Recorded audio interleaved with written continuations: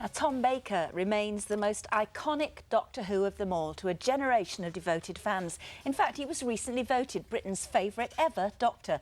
Of course, his space-time adventures, particularly his encounters with the Daleks, were a little, well, shall we say, clunkier than Christopher Eccleston's. For a start, in those days, Daleks were definitely more vertically challenged when it came to stairs.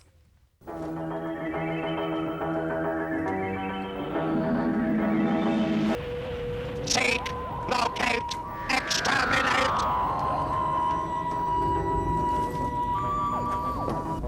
And Tom's here now. It's great to see you again, Tom. It's great to see you again. It's so nice to see you. Yes. I mean, that Doctor Who will never fade away. As recently as last year, you were voted, you know, the best, the most iconic, the tops.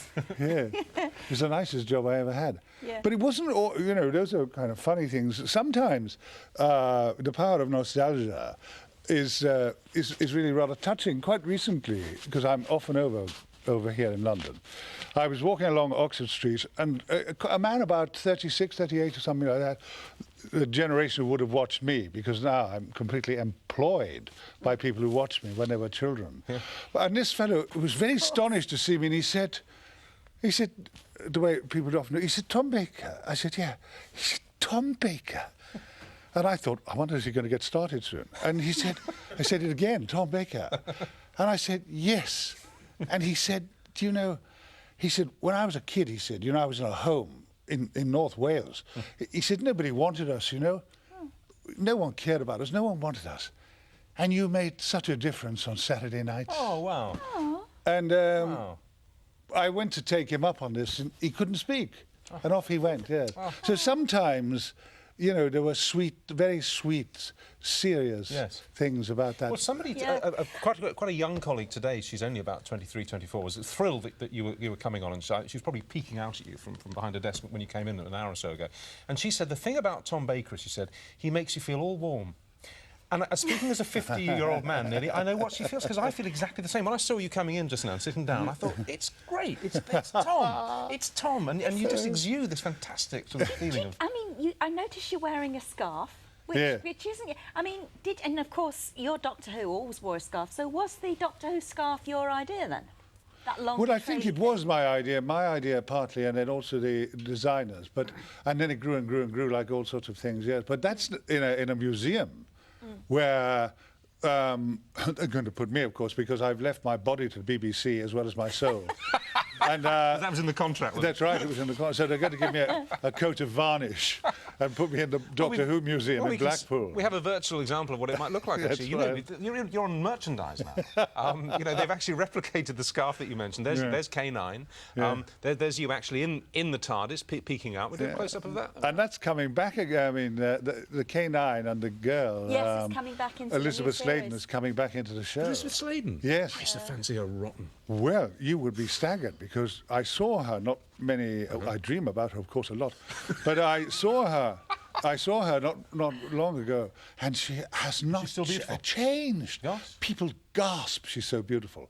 In fact, people all went like that. They went, and they sucked all the oxygen off the stage, and two of the actors fainted. Yeah. Yeah. Well, look. Come on, wasn't that? But thank you anyway. You're here because, and I love, this is just so perfect. I mean, you've had a sort of renaissance because of the Little Britain voiceovers. Yeah. And we're going to show a couple of those for a very good reason in a minute, because the reason you're here tonight is you are now the voice of BT texting. It's a new system, and I think this is fantastic. It means that I can text a BT landline, okay, not a mobile, but just your phone at home. Text it, it will receive the text, but when you get home, the message light's flashing, you pick it up, and your voice reads out the text. Right. I've got it, haven't I? That's it. Absolutely. So, a little while ago, because this happened yesterday, my wife rang me up. I have the most amazing wife, you know. I mean, obviously, she's not quite perfect, otherwise she wouldn't be with me, so she's a bit odd in that way. Yes. But otherwise, she is amazing. Right. And she said to me, "Darling," I knew something was up there. I thought, Christ, darling, after all this time. She said, "Darling, thank you for that sweet message." I said, "What sweet message?" She said, "You know, where you quoted Jack Nicholson about, you said, 'Thinking about you makes me feel more alive.'" I said, "I didn't send you a message. It was a friend of mine who texted her." And your voice. My voice came down. He just texted. Fantastic. She believed it. We ought to explain, you spent 11 days in a recording studio, Yeah. recording not so much words, but vowel sounds, consonants, all the sounds in English that the human voice can make. And the computer will select those not randomly, but when it reads the text, put it together in a sentence. OK, well, what we've got here, just to see how well this works, we spent all day doing this. We've got a clip of you, your voice, in a scene from Little Britain. This is one of the Daffod scenes. Now, this is how you actually read it for the series, and then we're going to have exactly the same clip with your text voice reading the same words. All right, go on. That the computer selected. So we'll see the difference. So this is the real voice as recorded for Little Britain. Like many people in Britain, every other Wednesday I go gay. David Thomas is a full-time gay and is on his way to his local pub for a celebration. Hello, Daffod. Fancy a bun? Homophobe. OK, well, that's in our minds. Let's now play the computerised version, the text version. Like many people in Britain, every other Wednesday I go gay. David Thomas is a full-time gay and is on his way to his local pub for a celebration. Hello, Daffod. Fancy a bun? Homophobe. That's pretty good, isn't it? Yeah, it's good. That's pretty good. It is when you consider that they were clever, the phonetics people. Because I was reading rather nonsensical stuff, when you can imagine, you know, they put up all this nonsense, and I was simply brilliant. I mean, when it comes to nonsense, boy, I'm in a very top league. You know. Give us an example of the kind of things you were having to say then. Well, yeah, I mean, you might have to say something for which they would break down the sound. So I might say something quite ordinary, like, Sally has just discovered that her lover has a wooden leg. And as he's 6'3", this makes him rather rigid in bed. She's asked him to remove his leg, but he says it upsets his balance. And she wants to know what to do because she finds that his leg is coming between them. I love it. Anyway, 11 days of that kind of stuff. Tell you what, I mean, 11 days of that kind of stuff, but isn't it fantastic that it is so recognisably your voice? That, I mean, even that mixture of random phonetic sounds sounds just like you. And it's interesting the point you made earlier about the fact that you are now employed by the kids who used to hide behind the sofa when you were on as Doctor Who. Presumably that includes Matt and Matt Williams. Yes, because Matt Lucas and David Williams Yeah. nudged me because we were on the radio to begin with, and they nudged me in that direction. You know, because I mean, some people give me credit for things that it's not fair because their writing is very careful, and they watch it very carefully, and then they are amused by it. But I owe those boys a lot. They pushed me in that direction. Yeah. And it's reassured other people. You know, so now it's amazing thing is the power of comedy. So now I'm in Little Britain.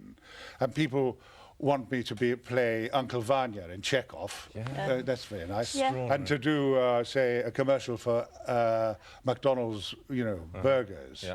They're all cool. I always remember films about Buddhists. I always remember there was a fantastic sketch in Dead Ringers when John Culshaw rang you at home in his persona of you. Yeah. And it was incredibly funny. It really was. Do you remember that? I mean, yeah, well, that did me some good as well, you see, because, you know, it was nice that the young people go on.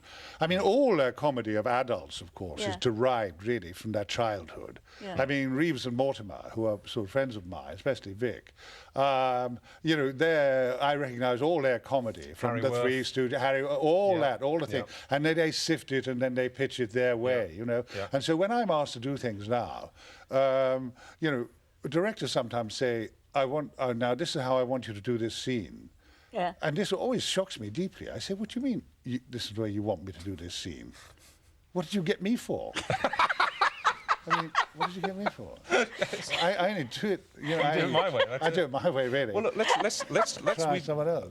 Because it's funny and very interesting, and our guys have worked so hard getting this together. Here's another Little Britain clip. Again, this is you in the original voiceover done strictly for the programme. I think all we can say is it's still recognisably you. Yeah, actually, there was a kind of hiccup on that one, wasn't there? On Ada, Black Ada. Yes. Yeah. Yeah. Well, we'll hear this on. We put one together. This is just an audio one because obviously you're going to be giving bad news. I mean, whether you like it or not, people get dumped by text. So we put that together with the thought of, say, Chantel being this person's other woman, and this is how this came out. So you could get home and find this on your answer phone. I'm going out with Chantal now. You're dumped. It's pretty good, isn't it? Did I say that? Well, yes. Well, you did by text. Yeah. Yeah. That gave me quite a shock, yeah.